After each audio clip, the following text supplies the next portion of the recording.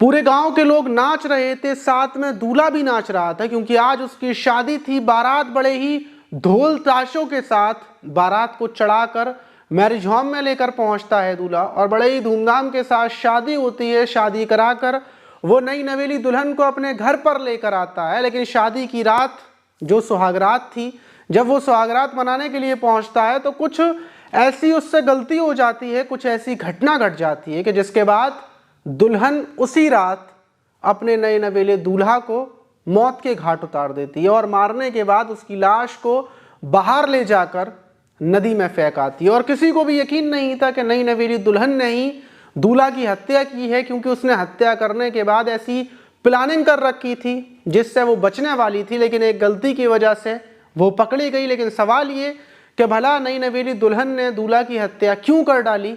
लेकिन और ये जो घटना है ये कोई पुरानी नहीं है, कल परसों की घटना है। तो इस घटना को शुरू से जानेंगे आखिर तक, क्योंकि इस टाइम पर शादियों का माहौल चल रहा है, हर जगह पर शादी हो रही है, नए नए रिश्ते हो रहे हैं। तो इस घटना को जानने का, बताने का मकसद हमारा ये भी है कहीं आप में से किसी के साथ ऐसा ना हो जाए, क्योंकि जो उस दूल्हा के साथ हुआ वो किसी के भी साथ हो सकता है, मेरे साथ भी हो सकता है। तो इसलिए इस घटना को बताते हैं, आपको सुनना बेहद जरूरी है। तो चलते हैं और जानते हैं शुरू से लेकर आखिर तक पूरा। दोस्तों मेरा नाम माज है, उम्मीद है कि आप सब अच्छे होंगे, सुरक्षित होंगे। और थोड़े दिनों से हमारी वीडियोस इस वजह से नहीं आ पा रही थी क्योंकि थोड़ी बहुत तबीयत खराब चलती रहती है, तो वीडियो वगैरह नहीं आ पाती। और आज काफ़ी टाइम के बाद वीडियो आई है, क्योंकि इस वीडियो को जब मैंने पढ़ा तो पढ़ने के बाद मुझे ऐसा लगा कि आप लोगों को बताना बेहद ज़्यादा ज़रूरी है। तबीयत तो फिलहाल में ख़राब थी, लेकिन वीडियो बनाने का मन नहीं था, लेकिन बनाई इस वजह से कि वीडियो बहुत ज़्यादा, मतलब सुनने के बाद मैं अंदर से हैरान हो गया और मैंने सोचा ये वीडियो आपको भी बताऊं। तो जो आज की घटना है वो यूपी की है। यूपी का एक मऊ ज़िला है और वहीं मऊ ज़िले का एक गांव है खुद गांव, और खुद गांव की जो चौकी है घोसी कोतवाली, वो चौहान नगर है। जो पूरा गांव है वो घोसी चौकी के अंदर ही जो चौहान नगर है वहीं पर ये खुद गांव है। वहीं का रहने वाला लवकुश चौहान, जिसकी 13 फरवरी को शादी थी, 13 फरवरी को बारात जानी थी। पूरे गांव में कार्ड बंट चुके थे, गांव के लोग सुबह सुबह तैयार होकर वहीं पर पहुंचना शुरू हो जाते हैं। और जो ये बारात जानी थी, ये मऊ ज़िले में ही एक दूसरा गांव है, उस गांव में बारात को जानी थी। वहीं की रहने वाली लड़की जिसका नाम पायल था, उससे काफ़ी महीनों पहले रिश्ता हुआ था, फैमिली वाली की मंजूरी के साथ ये रिश्ता हुआ था। अब सुबह के टाइम पर पूरे गांव में लोग तैयार होकर आ रहे थे, कोट पैंट पहन कर दूल्हा को तैयार किया जा रहा था। सारी रस्में पहले हो चुकी थी। 13 फरवरी को दूल्हा तैयार वैयार होकर निकलता है, अपनी बारात को चढ़ाकर बैंड बाजे वाले घोड़े पर बैठकर निकलता है। डांस चल रहा था, और जब जो लवकुश चौहान है जब वो मैरिज होम में पहुंचता है तो वो वहाँ पर भी डांस करता है। सारी रस्में होती हैं, सब कुछ होता है। और 13 फरवरी की रात को ही विदा करवा कर वापस अपने घर आ जाते हैं। घर आने के बाद अब ये जो घर था, जब ये जो लवकुश चौहान था ये अपने घर पर आता है तो रिश्तेदार, जो दूर के रिश्तेदार थे, वो घर में आए हुए थे और घर पूरा भरा हुआ था। तो इसी पर लवकुश के जो पिता हैं वो बोलते हैं कि बेटा ये वाला घर तो पूरा भरा हुआ है, जो पड़ोस में तुम्हारा नया वाला घर है तुम वहाँ पर चले जाओ, तुम लोगों का रूम वहीं पर है और वहीं पर तुम लोगों को शांति मिलेगी, जो पल हैं वो अच्छे से गुजारोगे भी। और लवकुश भी अपने पिता से बोलता है कि हाँ पिताजी, क्योंकि यहाँ पर इस घर में बहुत ज़्यादा भीड़ है, हम नए वाले घर में चले जाएंगे। ये जो लवकुश चौहान है, इसके पिता ने शादी से कई महीनों पहले लवकुश का घर अपने घर के बराबर में बनवाया था। एक मंजिला इसका मकान बना हुआ था, पूरा मकान तैयार हो चुका था, बेड वगैरह जितने भी सामान थे वहाँ पर डले हुए थे, क्योंकि लवकुश शादी के बाद वहीं पर रहने वाला था, अपने माता पिता के साथ नहीं रहता, बराबर में रहता, जो उसके हिस्से की जगह थी वहाँ पर, इसलिए वो पूरा घर तैयार था। और वहाँ पर मेहमान वगैरह थे नहीं, ये वाला घर पूरा भरा हुआ था। इसलिए लवकुश अपनी पत्नी से बोलता है, पायल से, कि ऐसा करते हैं हम लोग बराबर वाले में चलते हैं, वहीं पर सारी सजावट है और वहीं पर अपनी शादी की पहली रात को बड़े सुकून से गुजारेंगे।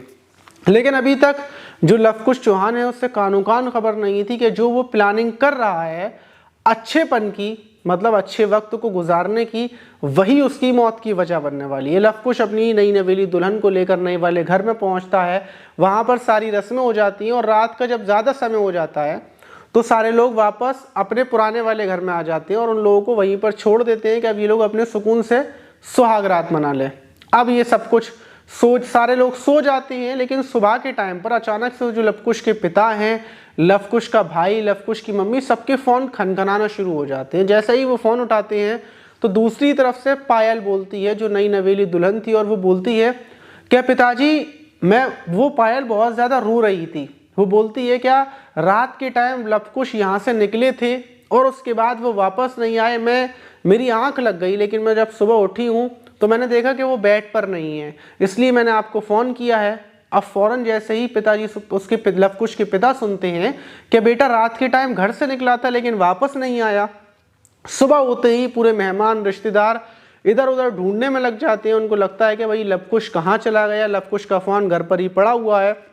अब जो पायल बोलती है वो बोलती है क्या रात को जब ये लेटे हुए थे तो उसके बाद ये उठे थे और बोलते हैं कुछ देर में वापस आ रहा हूँ, फिर ये वापस नहीं आए। फ़ौरन चारों तरफ ढूंढा जाता है। वहीं जो लवकुश का घर था उससे कुछ ही दूरी पर पहुंचकर एक नदी है, वहाँ पर कुछ लोग गुजर रहे होते हैं और उनकी नज़र पड़ती है कि वहीं नदी में एक दूल्हा पड़ा हुआ है जो शेरवानी वगैरह पहना हुआ है और वो वहीं पर पड़ा हुआ है। फ़ौरन गांव में जो लवकुश के पिता थे, रिश्तेदार थे, मौके पर पहुंचते हैं और पूरे गांव में मानो बवाल सा मच जाता है, कोहराम मच जाता है कि नई नवेली दूल्हा की किसी ने हत्या कर दी, लाश वहां पर पड़ी हुई है। फ़ौरन जो घोसी कोतवाली है, पुलिस को सूचना दी जाती है, पुलिस मौके पर पहुंचती है। लाश को नदी में से निकाल लिया गया था। अब लाश को देखा जाता है तो गले पर लग रहा था कि किसी ने रात के टाइम गले पर फंदा लगाकर हत्या की है। लवकुश की लाश को पोस्टमार्टम के लिए भेज दिया जाता है। अब हर कोई हैरान था कि भला लवकुश की सुहागरात वाली रात को ही लवकुश को किसने मार दिया। दूसरी तरफ जो नई नवेली दुल्हन थी उसका रोते रोते बुरा हाल था। अब पुलिस कातिल को ढूंढने में लगी थी। हर कोई ये जानना चाहता था कि आखिर मारा किसने और किस वजह से मारा। पुलिस सबसे पूछताछ कर रही थी, लेकिन पुलिस का जो शक था वो किसी और के ऊपर नहीं था, वो पायल के ऊपर था। वहीं पुलिस पायल के बारे में डिटेल्स निकालती है कि आखिर पायल का बैकग्राउंड क्या है, कोई हो सकता है इसका वैध संबंध हो, कुछ भी हो। जब पता करती है इसके गांव में तो पुलिस को पता चलता है कि पायल का वैध संबंध एक लड़के से है जिसका नाम दिनेश यादव है और जो आजमगढ़ का रहने वाला है, उसी के साथ इसके अवैध संबंध चल रहे थे। और शादी से पहले इसने दिनेश यादव के साथ शादी करने की बात बोली हुई थी, लेकिन घर वालों ने इसकी शादी वहां पर नहीं की और यहाँ पर जो लवकुश है इसके साथ रिश्ता हुआ, इसके साथ शादी हो गई। अब पुलिस जो पायल थी उसकी कॉल डिटेल्स चेक करती है, पता करती है कि उस रात पायल की किसी से बातचीत हुई या फिर नहीं हुई। और जब पुलिस देखती है तो पुलिस को पता चलता है कि सुहागरात वाली रात और शादी से एक दिन पहले, 2 दिन पहले बराबर पायल की बातचीत ये जो दिनेश यादव है इसके साथ चल रही थी। और जिस दिन ये सब कुछ हुआ उस दिन दिनेश यादव जिस नंबर से जिससे बात चल रही थी उसकी लोकेशन भी पायल के घर की थी। फौरन पुलिस पायल को गिरफ्तार कर लेती है, दूसरी तरफ दिनेश को गिरफ्तार कर लेती है, क्योंकि हत्या इन लोगों ने मिलकर की थी और दिनेश के घर में की थी।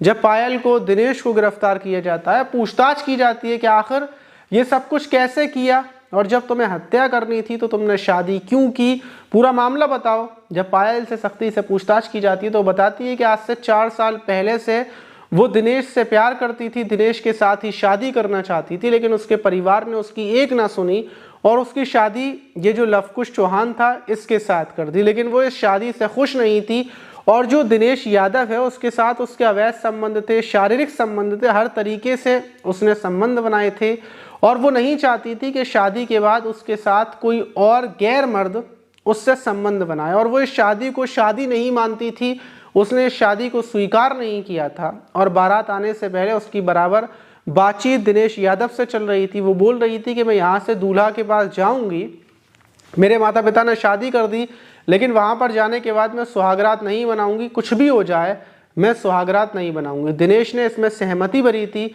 और बोला था कि ठीक है तुम यहाँ से जाना और वहाँ पर जाने के बाद हम लोग कोई प्लानिंग करेंगे जिससे तुम्हारे दूल्हा को मार दिया जाएगा और उसके बाद तुम अकेली हो जाओगी, तुम मुझसे शादी कर लोगी।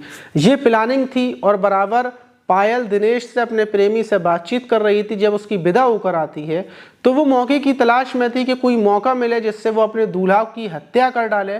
और पायल बताती है जब वो विदा होकर अपने पति के साथ, दूल्हा के साथ घर में आती है तो वो मौके की तलाश में थी क्या ऐसी कौन सी जगह मिले जहाँ पर वो अपने नए नवेले पति की, दूल्हा की हत्या कर डाले। और जब घर में वो देखती है कि ये पूरा घर भरा हुआ है और जो उसका पति है लवकुश, वो उससे बोलता है कि ऐसा करते हैं हम लोग नए वाले घर में चलते हैं, वहाँ पर कुछ हसीन वक्त गुजारेंगे। तो पायल अंदर से खुश हो जाती है, फ़ौरन बोलती है कि हाँ बिल्कुल, मैं चाहती हूँ कि मैं तुम्हारे साथ अलग नए वाले घर में चलूँ, वहीं पर तुम्हारे साथ वक्त गुजारूंगी। और पायल को मौका मिल जाता है, पायल उस नए घर में पहुंचती है और वहां पर जाने के बाद जब लवकुश उसके साथ सुहागरात मनाने के लिए आता है तो वो उससे बोलती है कि मेरे बदन में दर्द हो रहा है, सुबह हम लोग ये सब कुछ कर लेंगे, फिलहाल में थोड़ा सा आराम कर लेते हैं। और वो लवकुश को अपने पास सुला देती है। जब लवकुश सो जाता है तो वो उठती है और जो फ़ोन वो छुपा कर लेकर आई थी उससे दिनेश को फ़ोन करती है। उससे बोलती है कि जो बराबर वाला घर है वो पूरा खाली है, मौका बहुत अच्छा है, जल्दी से आ जाओ। दिनेश ये सुनने के बाद फ़ौरन बाइक उठाता है और अपने एक दोस्त को और साथ में लेता है और जो पायल का ससुराल थी वहाँ पर पहुँचता है। पायल नीचे जाकर गेट को खोल देती है। दिनेश अपने प्रेमी और उसके दोस्त को अंदर बुला लेती है। दोनों गमछे लेकर आए थे और तीनों ऊपर पहुँचते हैं। पायल अपने नए नवेले दूल्हा के ऊपर लेटती है, उसके गले को दबा लेती है। पीछे से दिनेश आता है गमछा डालकर और उसके दोस्त के साथ मिलकर तीनों ऐसा मौत का तांडव करते हैं कि वहीं पर दिनेश को ख़त्म कर दिया जाता है। ख़त्म करने के बाद उसकी लाश को रातों रात, देखिए हैरत की बात देखिए कि बराबर पूरी शादी है, पूरे गांव का माहौल इतना भीड़ वाला है और उसी रात दिनेश को निकालते हैं, बाइक पर रखती है, पायल ही रखवाती है और वहीं से जो पास में नदी थी वहाँ पर ले जाकर फेंक देते हैं। उसके बाद दिनेश आता है, पायल से मिलता है, प्यार करता है और फिर बोल कर चला जाता है कि आप सुबह सब लोगों को लगेगा किसी ने लवकुश की हत्या कर दी, किसी का भी शक हमारे ऊपर नहीं जाएगा और उसके बाद हम लोग हमेशा एक दूसरे के साथ रहेंगे। ये प्लानिंग थी, लेकिन सिर्फ कॉल डिटेल्स की वजह से और जो पुराना प्यार था, पुराना प्रेमी था, उसकी जो प्लानिंग थी, ख़राब प्लानिंग की वजह से दोनों पकड़े गए। अगर कॉल डिटेल्स ना होती तो शायद ये दोनों पकड़े भी नहीं जाते और पुलिस को ये पता ना चलता कि पायल की पहले से प्रेम कहानी चल रही है, तो किसी को यकीन नहीं होता कि नई नवेली दुल्हन ने ये घटना करवाई होगी। लेकिन इसमें सबसे बड़ी बात यह है कि अगर माता पिता अपने बच्चों से ये पूछ लें कि तुम किससे प्यार करते हो, किससे शादी करना चाहते हो, अगर उनकी पसंद की शादी कर दी जाए तो कई सारी जिंदगियाँ, कई सारे परिवार बर्बाद होने से बच जाएं। क्योंकि लोग जिससे प्यार नहीं करते उसके साथ ज़बरदस्ती बांध दिया जाता है और फिर वो एक दूसरे के साथ नहीं रहते, लड़ाइयाँ होती हैं, झगड़ा होता है। जब इंसान एक दूसरे को पसंद नहीं करता तो लड़ाइयाँ हद से ज़्यादा होती हैं। अगर पायल की शादी दिनेश के साथ कर दी जाती तो बेचारे लवकुश की उसकी तो कोई गलती थी भी नहीं और लवकुश को बेमौत बिना वजह मारा ना जाता, क्योंकि उसको कुछ नहीं पता था। उसने तो बेचारे ने शादी की, शादी कर कर विदा कर कर लाया, उसके तमाम सपने थे, अरमान थे, लेकिन सब मिट्टी में मिल गए। और इस टाइम पर ऐसा ही माहौल चल रहा है। अगर आप किसी लड़की से रिश्ता करें, कहीं भी आपकी शादी होने वाली हो, तो सबसे पहले आप लड़की से बातचीत कर लें, पता कर लें कि वो आपसे शादी करना चाहती भी है या फिर नहीं चाहती। ये घटना बताने का मकसद हमारा यही था, कहीं आपके साथ ऐसा कुछ ना हो जो दूसरों के साथ होता है। आप इस घटना पर क्या बोलना चाहिए कमेंट बॉक्स में ज़रूर बताइएगा। मिलते हैं किसी और वीडियो में और नीचे जाकर कमेंट कर दीजिएगा, अगली वीडियो में आपको कमेंट का जवाब ज़रूर दूंगा।